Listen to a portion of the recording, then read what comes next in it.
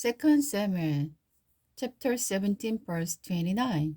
Honey, butter, sheep, and cheese for David and those who were with him. For they said, "You must be very tired and hungry and thirsty after your long march through the wilderness." Chapter 18. Absalom's defeat and death. David now appointed general and captains to lead his troops. One third were placed under the Joab, one third under the Joab's brother, Abisai, son of the Jeruah, and the one third under the Gittite. The king told his troops, "I'm going out with you." But his men objected strongly. "You must not go," they urged. "If you have to turn and run, and even if half of us die, it will make no difference to Absalom's troops. They will be looking only for you. You are worth 10,000 of us, and it is better that you stay here in the city and send us help if we need it. If you think that the best plan, I will do it." The king finally agreed, so he stood at the gate of the city as all the division of the troops passed by. And the king gave his command to Joab, Absalom, and Ittai. "For my sake, deal gently with your young Absalom."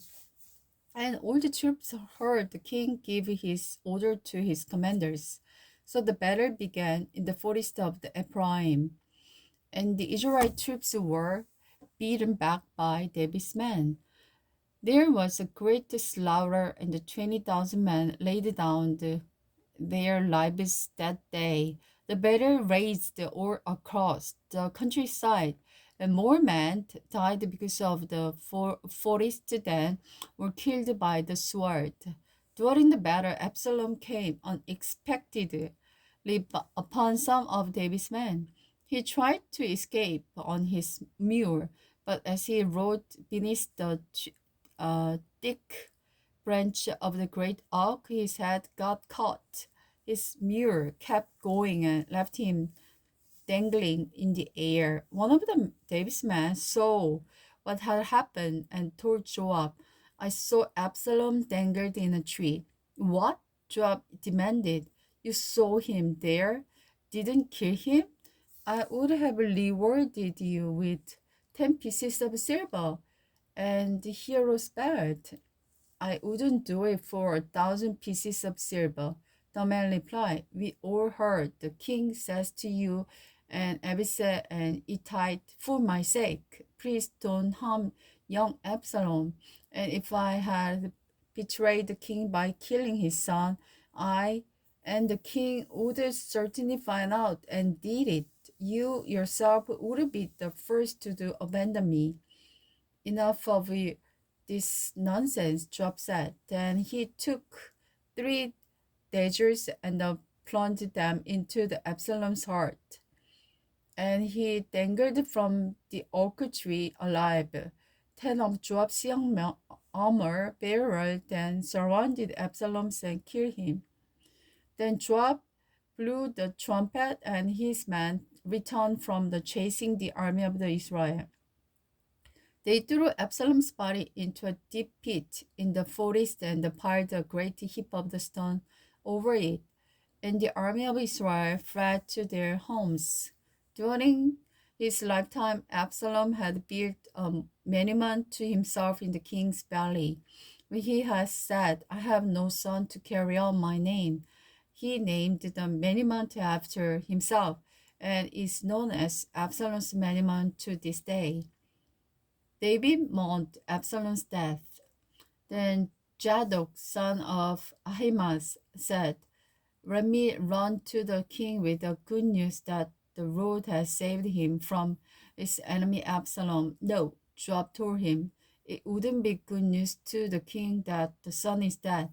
You can be my messenger some other time, but not today." Then Joab said to a man from Cush, "Go, tell the king what you have seen." The man bowed and ran off, but Ahimaaz continued to plead with Joab. Whatever happened, please let me go too. Why should you go, my son? Joab replied. There will be no reward for you. Yes, but let me go anyway, he begged. Joab finally said, all right, go ahead. Then Ahimaaz took a shortcut across the plain of the Jordan and got a Mahinaim ahead of the man from Cush. While David was sitting at the city gate, the watchman climbed to the roof of the gateway by the wall.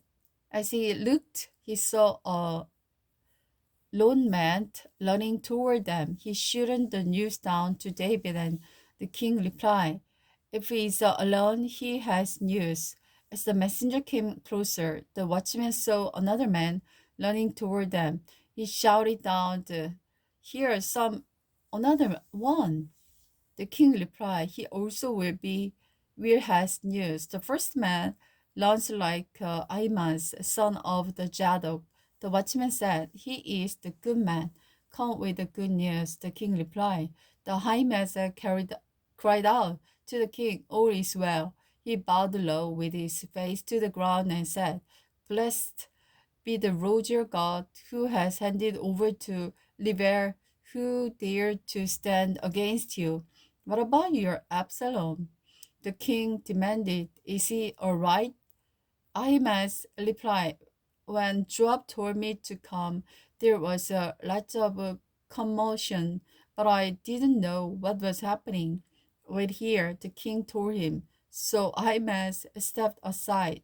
Then the man from the coast arrived and said, I have good news for my lord the king today. The Lord has rescued you from all those who rebelled against you. What about young Absalom? The king demanded. Is he all right? And the Cushite replied, may all of your enemy, both now and in the future, be as that young man is. The king was overcome with emotion. He went up to his room over the gateway and burst into tears as he went. He cried, oh, my son Absalom, my son Absalom. If only I could have died instead of you. Oh, Absalom, my son, my son.